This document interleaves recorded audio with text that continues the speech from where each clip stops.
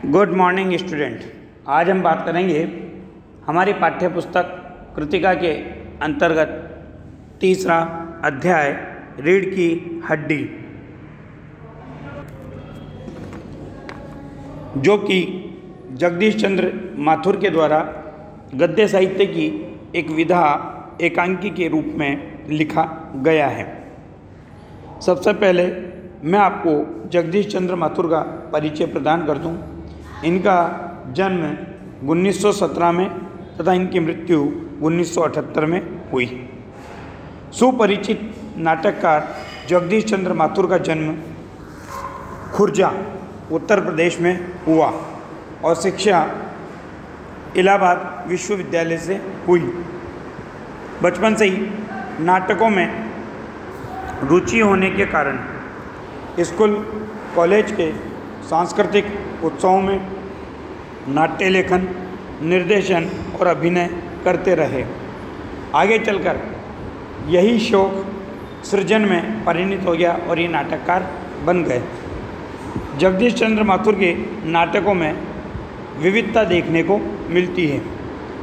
ऐतिहासिक नाटकों के साथ साथ उन्होंने सामाजिक समस्याओं से जुड़े हुए एकांकी और नाटक भी लिखे हैं।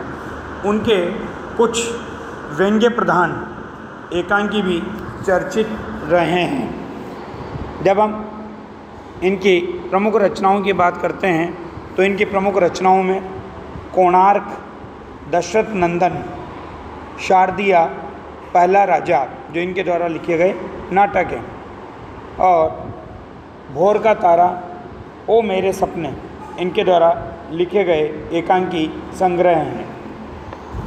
ये तो हुई जगदीश चंद्र माथुर की बात। अब बात करते हैं हम प्रस्तुत की गई एकांकी के बारे में।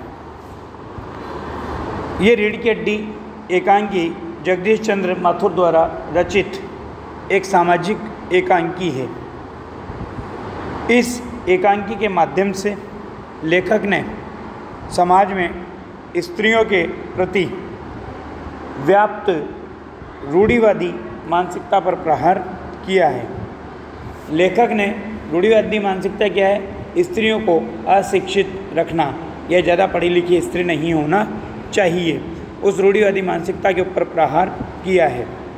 लेखक ने दिखाया है कि शिक्षा से स्त्रियों में आत्मविश्वास तथा साहस की सृष्टि होती है और वे अपने सामाजिक दायित्व भली प्रकार से निभाती है। वो सामाजिक, पारिवारिक, राजनीतिक जीवन के साथ साथ देश के विकास में भी अपनी महत्वपूर्ण भूमिका निर्धारित करती है या प्रकट करती है। अब बात करते हैं प्रस्तुत एकांकी में क्या घटनाक्रम हमारे समक्ष प्रस्तुत किया गया है। सबसे पहले बाबू रामस्वरूप। बाबू रामस्वरूप कौन? उमा के पिता। एकांकी के आरंभ में गृहस्वामी बाबू रामस्वरूप अपने नौकर के साथ कमरे में एक तख्ता बिछाते हुए दिखाए गए हैं। वह उसके ऊपर बिछाने के लिए दरी तथा नई धुली हुई चादर नौकर से मंगवाते हैं। क्यों? क्योंकि उनकी पुत्री उमा को देखने के लिए लड़के वाले आ रहे होते हैं। नौकर भूलकर क्या करता है, मालकिन प्रेमा से धोती मांगता है, जबकि मंगाई क्या थी? दरी और चादर, और मांगता क्या है वो? धोती।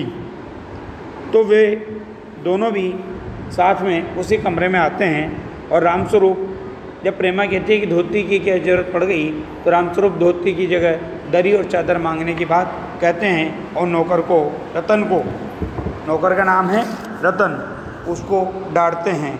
प्रेमा के कहने पर नौकर अंदर से धुली हुई चादर लेकर आता है। अब बाबू रामस्वरूप की प्रेमा से बातचीत को प्रकट किया गया है। प्रेमा बताती है कि उनकी पुत्री तो कुछ सुनती ही नहीं है, उसको अधिक पढ़ाने लिखाने का यह नतीजा है। लड़की चाहे कितनी भी सुंदर हो, परंतु बिना टीम टाम के कोई नहीं पूछता। टिमटाम का मतलब है यहाँ पर सौंदर्य प्रसाधन, जो लड़की की सुंदरता में वृद्धि करते हैं, परंतु इनकी लड़की उमा सौंदर्य प्रसाधनों के ऊपर आकर्षित होने वाली नहीं है। वो स्वाभाविक जीवन और प्राकृतिक शरीर बनाए रखना चाहती है। उनकी बेटी को तो पाउडर वोडर से जन्म की नफरत है, इसलिए प्रेमा क्या कहती है कि उसे एंट्रेंस तक ही पढ़ाते तो ठीक रहता। रामस्वरूप तुरंत प्रेमा को रोकते हैं कि लड़की की पढ़ाई लिखाई का कोई जिक्र नहीं करना है। ऐसा इसलिए करते हैं क्योंकि लड़के वाले दकियानुसी परंपरावादी विचारधारा के हैं। उनको अपने लड़के के लिए ज़्यादा पढ़ी लिखी लड़की नहीं चाहिए, क्योंकि उनका ऐसा मानना है कि पढ़ी लिखी लड़की स्वयं पर होने वाले अन्याय अत्याचारों का विरोध करेगी, परिवार के कार्यों में हस्तक्षेप करेगी, इसलिए वो ऐसी लड़की को अपने घर की बहू नहीं बनाना चाहते।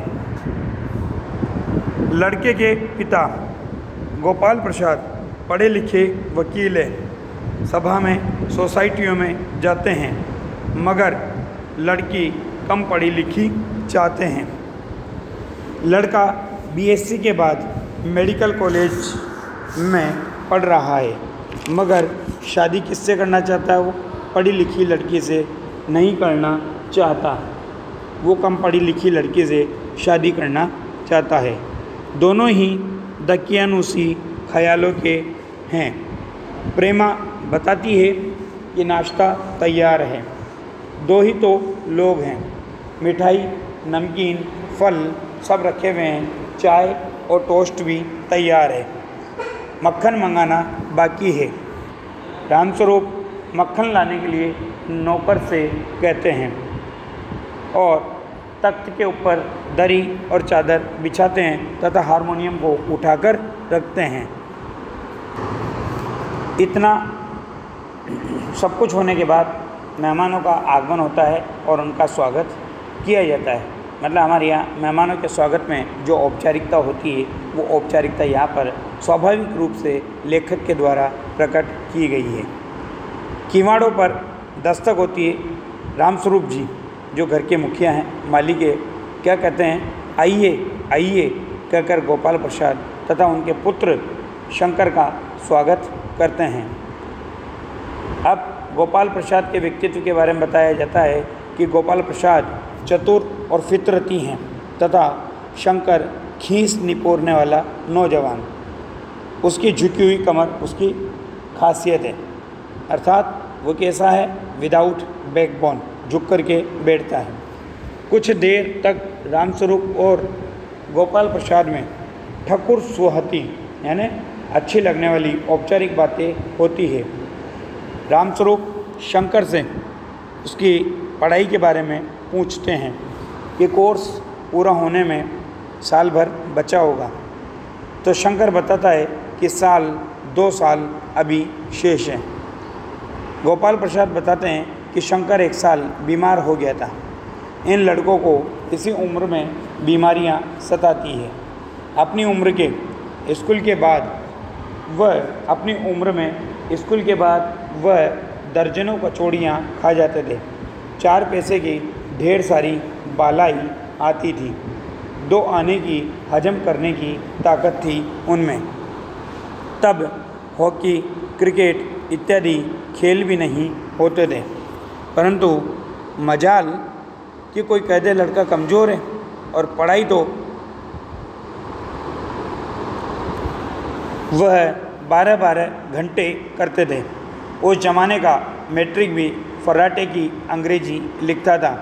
आजकल का एमए भी वैसा नहीं कर सकता। इस प्रकार से गोपाल प्रसाद और रामस्वरूप अपने ज़माने की यादों में खो जाते हैं और अपने ज़माने को और अपने शरीर को श्रेष्ठ बताने का प्रयास करते हैं। इसका आधा पार्ट आपको अगली क्लास में पढ़ाया जाएगा। धन्यवाद।